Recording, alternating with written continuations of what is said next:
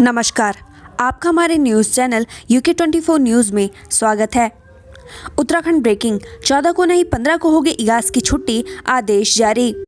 CM Dhami ने 14 नवंबर को इगास की छुट्टी की घोषणा की थी, लेकिन 14 नवंबर को रविवार पड़ रहा है। ऐसे में सरकार ने बड़ा फैसला लिया है। अब इगास की सार्वजनिक छुट्टी 14 के बजाय 15 नवंबर को होगी। इसके आदेश भी जारी कर दिए गए हैं। इगास के दिन समस्त शासकीय, अशासकीय कार्यालयों, शैक्षणिक, शासकीय, अशासकीय कार्यालयों, शैक्षणिक संस्थानों, विद्यालयों में इगास बग्वाल के उपलक्ष्य में अवकाश रहेगा। यह अवकाश बैंकों, कोषागारों, उपकोषागारों में नहीं रहेगा। हरीश रावत ने रामनगर में निकाली पदयात्रा, बोले 2022 में बनेगी कांग्रेस की सरकार। 2022 में उत्तराखंड की सत्ता पर काबिज होने के लिए कांग्रेस जोर शोर से तैयारियों में जुटी हुई है। कांग्रेस पदयात्रा निकालकर अपना जनाधार मजबूत करने में लगी हुई है। पिथौरागढ़, पत्नी ने पति को उतारा था मौत के घाट, पुलिस ने किया गिरफ्तार। पति की हत्या करने के मामले में डीडीहाट पुलिस ने पत्नी को गिरफ्तार कर लिया है। मृतक के भाई ने डीडीहाट कोतवाली में हत्या की रिपोर्ट दर्ज करवाई थी, जिसके बाद पुलिस ने मामले की जांच की। पुलिस पूछताछ में महिला ने अपना जुर्म कबूल लिया है। हत्या में इस्तेमाल चाकू और अन्य सबूत भी पुलिस ने बरामद कर लिए हैं। लक्सर में अंडरपास की मांग को लेकर व्यापारियों, ग्रामीणों का प्रदर्शन। हरिद्वार के लक्सर रेलवे ओवर ब्रिज के नीचे रेल लाइन के किनारे अंडरपास बनाने की व्यापारियों और ग्रामीणों की मांग अभी भी पूरी नहीं हो सकी है। इसी के तहत शुक्रवार को स्थानीय व्यापारियों ने विरोध प्रदर्शन किया। साथ ही चेतावनी दी कि जब तक रेलवे ट्रैक पर अंडरपास नहीं बन जाता, तब तक विरोध जारी रहेगा। कांग्रेस ने गढ़वाल में झोंकी ताकत, पौड़ी में जुटे 14 विधानसभाओं के पर्यवेक्षक। आगामी विधानसभा चुनाव के मद्देनजर कांग्रेस ने पूरी ताकत झोंक दी है। इसी कड़ी में पौड़ी में 14 विधानसभाओं के पर्यवेक्षक जुटे, जहां उन्होंने कार्यकर्ताओं को चुनावी जीत का मंत्र दिया। वहीं कांग्रेस के जिले भर के दावेदारों ने अपनी दावेदारी को ऑब्जर्वर के सामने भी रखा। चालक परिचालकों की आर्थिक सहायता फार्म की तिथि बढ़ी, इतने दिन की मिली छूट। आर्थिक सहायता के लिए 2700 लोगों के आवेदन अटके हुए हैं। इन लोगों के आवेदन बैंक कोड और कुछ कमियों के कारण रुके हैं, इसलिए ये लोग नए सिरे से आवेदन कर सके। उसके लिए आवेदन अवधि 1 सप्ताह और बढ़ा दी गई है। साली की हत्या कर शव से किया था दुष्कर्म, काशीपुर का हैवान जीजा गिरफ्तार। काशीपुर का हैवान जीजा गिरफ्तार कर लिया गया। आबिद नाम के इस हैवान ने साली की पहले हत्या की, फिर शव से दुष्कर्म किया। दरअसल आबिद मानता था कि उसकी साली की वजह से बीवी उसे छोड़कर चली गई थी। आबिद पत्नी की भी हत्या करना चाहता था। वो ऐसा कर पाता, इससे पहले ही पुलिस ने उसे अरेस्ट कर लिया। सब्जी विक्रेताओं ने पुरानी जगह पर ही लगाई दुकान, निगम कर्मियों से हुई तनातनी।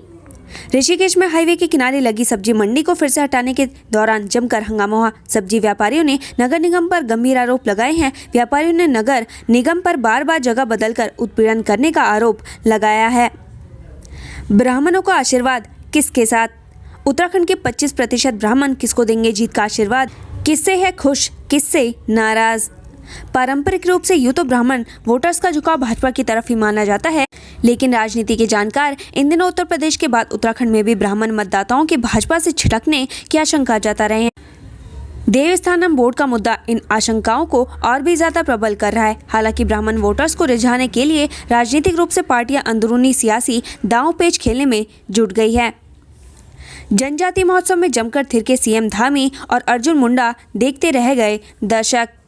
जनजाति महोत्सव में पुष्कर सिंह धामी और केंद्रीय मंत्री अर्जुन मुंडा ने भी जमकर थिरके। इस दौरान लोक कलाकार अपने बीच सीएम धामी और केंद्रीय मंत्री को डांस करता देख काफी खुश नजर आए। पाकिस्तान पर फतह की स्वर्ण जयंती, बीएसएफ के पैराग्लाइडर ने दिखाया दम। 1971 के युद्ध में भारत ने पाकिस्तान को बुरी तरह से रौंदा था। पाकिस्तानी सेना ने घुटने टेकते हुए करीब 90,000 सैनिकों ने आत्मसमर्पण कर दिया था। इस युद्ध के बाद बांग्लादेश बना था। पाकिस्तान पर 1971 के इस ऐतिहासिक विजय का स्वर्ण जयंती वर्ष चल रहा है। इस उपलक्ष्य में देहरादून के माल देवता में 3 दिवसीय बीएसएफ पैराग्लाइडिंग फेस्टिवल शुरू हो गया है। कार्यक्रम का शुभारंभ उत्तराखंड के पुलिस महानिदेशक अशोक कुमार ने किया। नशे में धुत एसडीएम के पूर्व पेशाकार ने कार से लोगों को कुचला। जसपुर एसडीएम के पूर्व पेशाकार ने नशे में धुत होकर अपनी कार से कई लोगों को कुचल दिया। हादसे में कई लोग घायल हुए हैं। वहां मौजूद लोगों ने आरोपी को पकड़कर पुलिस के हवाले कर दिया। घायलों को सरकारी अस्पताल में एडमिट कराया गया है। देहरादून में मेडिकल स्टोर संचालकों की मनमानी, फार्मासिस्ट और रिकॉर्ड गायब, बिन पर्ची दे रहे दवा। देहरादून में मेडिकल स्टोर संचालकों की मनमानी सामने आ रही है। मेडिकल की दुकानों पर अनियमितताओं का अंबार है। सरकार और जिला प्रशासन समेत विभाग की सख्ती के बाद भी संचालक बाज नहीं आ रहे हैं और बिन पर्ची के ही दवाइयां दे रहे हैं। कहीं तो डॉक्टर के पर्चे के बिना ही प्रतिबंधित दवाई बेच रहे हैं। इतना ही नहीं, दवा के क्रय विक्रय का रिकॉर्ड भी दुरुस्त नहीं है। बद्रीनाथ धाम में गर्म पानी से बनेगी बिजली, राज्य में इन जगहों पर भी संभावनाएं। ऊर्जा मंत्री हरक सिंह रावत ने कहा कि ग्रीन एनर्जी के रूप में भूतापीय ऊर्जा जियोथर्मल का प्रयोग बद्रीनाथ सहित उत्तराखंड के चिन्हित स्थलों पर किया जाएगा। इसको लेकर आज आइसलैंड दूतावास का प्रतिनिधिमंडल ऊर्जा मंत्री डॉक्टर हरक सिंह रावत से मिला। प्रतिनिधिमंडल ने अपने अनुभवों को लेकर उत्तराखंड में भूतापीय ऊर्जा जियोथर्मल के प्रयोग का प्रस्ताव दिया है। हरक सिंह रावत ने कहा कि इस पायलट प्रोजेक्ट के तहत काम किया जाएगा। उत्तराखंड ब्रेकिंग, अभ्यर्थियों को व्हाट्सएप पर मैसेज आया, मेरे पास परीक्षा का पेपर है, लिंक भी दिया। उत्तराखंड में एक के बाद एक करके कई ऐसी भर्ती परीक्षा हुई है जिसमें धान लीक हुई है या फिर पेपर लीक हुआ है। कई आरोपी गिरफ्तार हुए हैं। वहीं एक बार फिर से एक और भर्ती परीक्षा को लेकर बवाल मचा हुआ है। दरअसल सोशल मीडिया पर अभ्यर्थियों ने दावा किया जा रहा है कि उनके पास परीक्षा का पेपर है जो परीक्षा से 3 दिन पहले उपलब्ध करा दिया जाएगा। हालांकि अभी इसकी पुष्टि नहीं हुई है। आयोग से शिकायत के बाद जांच की जा रही है।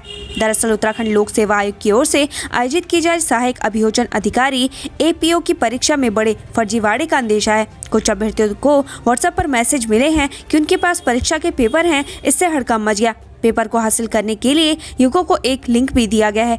ये मैसेज वायरल हो रहा है। अब ये मैसेज कितने अभ्यर्थियों को भेजा गया है इसकी जानकारी नहीं है, लेकिन इसकी शिकायत कुछ लोगों ने आयोग से की है।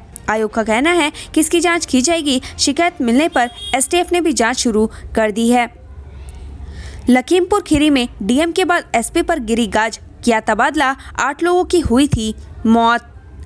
लखीमपुर खीरी जिले में DM के बाद SP विजय ढुल पर गाज गिरी है। बता दें कि योगी सरकार ने SP को हटाकर DGP मुख्यालय से अटैच कर दिया है और उनकी जगह लखनऊ में तैनात डिप्टी कमिश्नर संजीव सरन को नया SP नियुक्त किया है। आपको बता दें कि विजय ढुल को 2 महीने पहले लखीमपुर खीरी का पुलिस अधीक्षक नियुक्त किया गया था। हालांकि राज्य सरकार पिछले महीने ही DM अरविंद चौरसिया को भी वहां से हटा चुकी है।